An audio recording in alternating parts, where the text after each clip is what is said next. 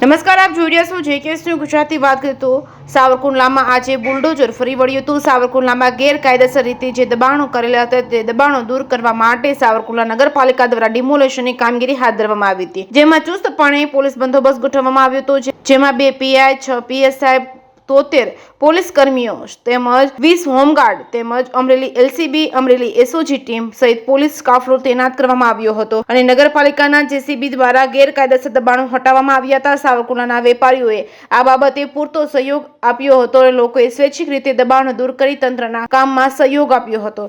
જેકેએસ news Gujarati સાથે યોગેશ સુનરકટ, સાવરકુંડલા।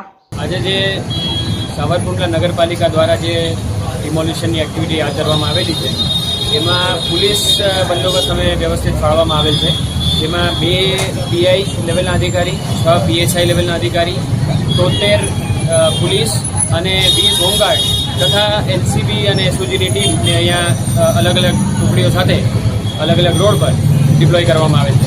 સાહેબ, એવો કોઈ અનિચ્છનીય બનાવ ધ્યાનમાં આવ્યો? ના, અત્યાર સુધીમાં કોઈ એવો અનિચ્છનીય બનાવ બનેલ નથી। ગ્રામજનો પણ વ્યવસ્થિત સહકાર આપી રહ્યા છે આમાં, અને ઘણા બધાએ તો સ્વૈચ્છિક રીતે જ દબાણ હટાવી લીધેલ છે અને અત્યારે ડિમોલિશનની કામગીરી શરૂ છે।